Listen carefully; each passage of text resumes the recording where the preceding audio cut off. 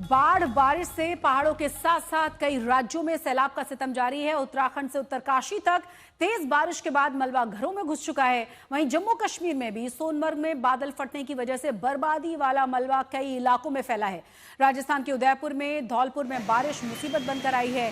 वहीं मौसम विभाग ने गुजरात के भी कई जिलों में तेज बारिश की चेतावनी जारी की है। उधर दिल्ली में यमुना का जो जलस्तर है वो लगातार घट रहा है, लेकिन पहाड़ों पर फिर से शुरू हुई बारिश की वजह से राजधानी पर संकट अभी भी बना हुआ है। उधर पंजाब में उफनती हुई नदियों के चलते बाढ़ वाली त्रासदी कम होने का नाम ही नहीं ले रही।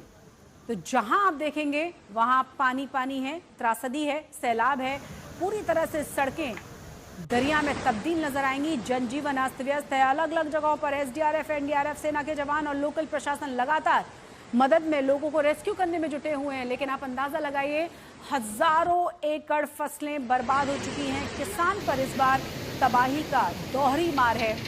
दूसरी तरफ जनजीवन पूरी तरह से अस्त व्यस्त है, सब कुछ डूबा हुआ है।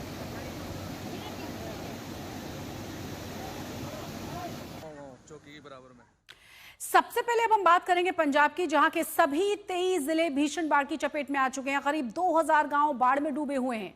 पंजाब में बाढ़ से अब तक 46 से ज्यादा लोगों की जान जा चुकी है, जबकि 1,75,000 हेक्टेयर, जी हां, फसल बर्बाद हो चुकी है पूरी तरह से।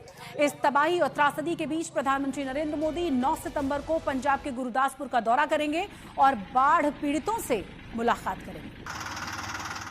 तो तस्वीरें वाकई में बहुत भयानक हैं, परेशान कर देने वाली हैं। और तस्वीरें देखकर आप अंदाजा लगा सकते हैं कि किस तरह तबाही का मंजर है। पंजाब के दौरे पर प्रधानमंत्री नरेंद्र मोदी को 9 सितंबर को जाना है। गुरदासपुर का वो दौरा करने वाले हैं। तमाम जो पीड़ित किसान हैं, पीड़ित लोग हैं, उनसे मुलाकात वो करेंगे। आप अंदाजा लगाइए, लाखों एकड़ फसल पूरी तरह से बर्बाद हो चुकी है। हजारों हजार लोग हैं जो पूरी तरह से विस्थापित हुए हैं। लगातार काम चल रहा है लोगों को रेस्क्यू करने का। ऐसे में हालात और ज्यादा खराब हो रहे हैं, क्योंकि अलग अलग जगहों पर बारिश अभी भी हो रही है। पंजाब के दौरे पर प्रधानमंत्री नरेंद्र मोदी 9 सितंबर को पहुंचेंगे। गुरदासपुर पहुंचकर स्थितियों का जायजा लेंगे और बाढ़ पीड़ितों से उनकी मुलाकात होगी।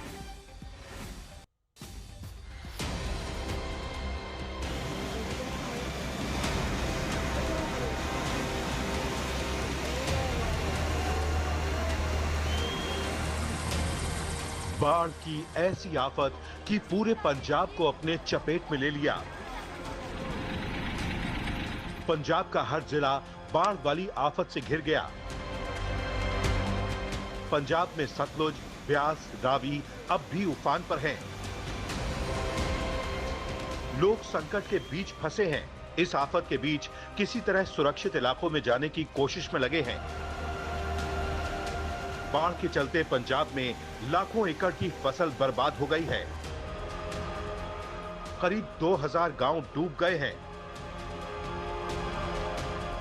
रावी, सतलुज और ब्यास के कहर के आगे लोग मजबूर हैं।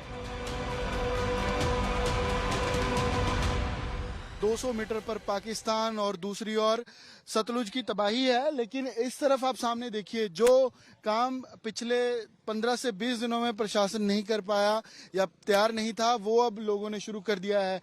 यहाँ पर सतलुज की मार थी, सड़क बह गई है, लेकिन लोग आप देखिए कि यहाँ के जो गांववासी हैं, क्योंकि यहाँ से 20 गांवों का कनेक्शन कटा है, तो सड़क की मुरम्मत की जा रही है। रेत को इन थैलों में भरकर यहाँ पर लगाया जा रहा है, ताकि एक आवाजाही बन सके और पानी की मार सबसे कम हो। और आवाजाही यहाँ पर की जाएगी, क्योंकि ट्रैक्टर हालांकि कम पानी में चला जाता है, लेकिन यहाँ पर जब पानी आता है, सतलुज का लेवल बढ़ जाता है, तो कनेक्शन कट जाता है ट्रैक्टर का भी। तो उसके लिए अब सड़क की मुरम्मत की जा रही है और रास्ता बनाया जा रहा है। बाढ़ की इस त्रासदी के बीच पीएम मोदी 9 सितंबर को गुरदासपुर का दौरा करेंगे और यहां बाढ़ से प्रभावित लोगों से मुलाकात करेंगे। गुरदासपुर पंजाब के उन जिलों में है जहां बाढ़ ने सबसे ज्यादा तबाही मचाई है। अब भी यहां हजारों जिंदगियां संकट के बीच घिरी हुई हैं। इस बार पंजाब पर बाढ़ बर्बादी और तबाही लेकर आई है। मुसीबत की मार के बीच संकट लगातार बना हुआ है। बाढ़ के संकट के बीच पंजाब का हाल बुरा है। आज तक ब्यूरो। तो हालात बहुत ज्यादा खराब हैं, स्थितियां बहुत ज्यादा बदतर हैं। और आपको बता दें कि प्रधानमंत्री नरेंद्र मोदी 9 सितंबर को जाने वाले हैं गुरुदासपुर, बाढ़ प्रभावित इलाकों का दौरा करने वाले हैं, स्थितियों का जायजा लेने वाले हैं। साथ ही साथ जो बाढ़ प्रभावित किसान हैं उनके साथ भी उनकी मुलाकात होनी है, स्थितियों का जायजा वो लेंगे। और जिस तरीके से हजारों एकड़ फसलें जो बर्बाद हो गई हैं, तबाह हो गई हैं, उन तमाम किसानों के साथ उनकी मुलाकात होनी है। ज्यादा जानकारी के साथ इस वक्त हमारे साथ हमारे संवाददाता अमन भारद्वाज जुड़ गए। अमन, क्या जानकारी मिल रही है? अभी मौसम विभाग की तरफ से क्या कहा गया है? फिलहाल स्थिति कैसी है?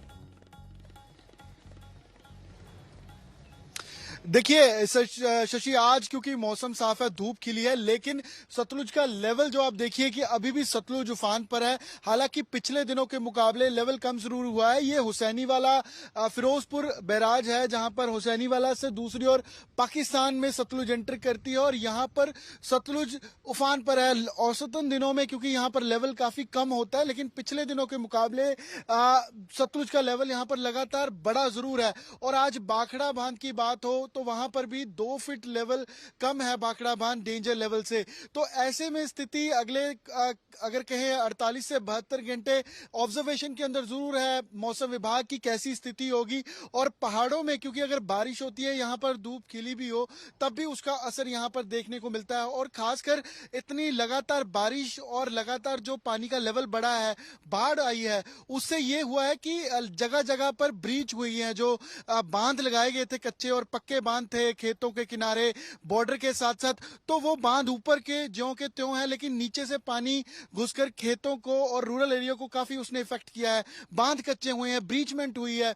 तो ऐसे में अगर थोड़ी सी भी बारिश होती है, थोड़ा सा भी पानी बढ़ता है, तो ये कहीं ना कहीं ज्यादा एरिया को नुकसान करता है। गुरदासपुर सबसे ज्यादा इफेक्टेड है, जहां पर 400 गांव सीधे तौर पर प्रभावित हैं।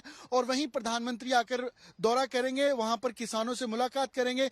रूरल बेल्ट है सारी और बॉर्डर डिस्ट्रिक्ट है। और फिरोजपुर जहां हम अभी मौजूद हैं, यहां पर भी आप देखिए कि हमने कल तस्वीरें भी दिखाई थी कि किस तरीके से जो फेंसिंग है या बीएसएफ की जहां पोस्ट है या जो बॉर्डर से सटे गांव हैं, किस तरीके से इफेक्टेड हुए हैं। और अब तक आप देखिए कि 6000 लोग हैं पंजाब के जो रिलीफ कैंप्स के अंदर रह रहे हैं और 21,000 लोगों को रेस्क्यू किया गया। और रेस्क्यू ऑपरेशन अभी भी जारी है। 23 टीमें एनडीआरएफ की डटी हुई हैं, 9 हेलीकॉप्टर एयरफोर्स के और 9 कॉलम्स जो इंडियन आर्मी की हैं वो रेस्क्यू में डटी हुई हैं। तो अगर रेस्क्यू, एनडीआरएफ और आर्मी पूरा मोर्चे संभाले हुए, तो आप अंदाजा लगा सकते हैं कि स्थिति कैसी होगी। और साथ साथ इसका असर इसलिए भी थोड़ा बैलेंस कर पाए हैं लोग, क्योंकि जो एनजीओज हैं, जो पंजाब के सिंगर्स हैं, गांववासी हैं जो कम इफेक्ट में थे, उन्होंने एक दूसरे की मदद की है। रसद लेकर पहुंचे, लंगर की सेवा की, किसी ने मिट्टी की सेवा की, कहीं जो ब्रीच था, बांध टूट रहे थे, उनको लगाया गया अपने लेवल पर। तो इस वजह से कम इतने नुकसान। बुरे हालातों में यही बहुत खूबसूरत तस्वीरें हैं जो पूरे देश ने देखी हैं कि इतनी बुरी स्थितियों में भी किस तरीके से आगे बढ़कर एक दूसरे की मदद करते हुए नजर आए हैं पंजाब के लोग। बहुत बहुत शुक्रिया इस तमाम जानकारी के लिए आपका।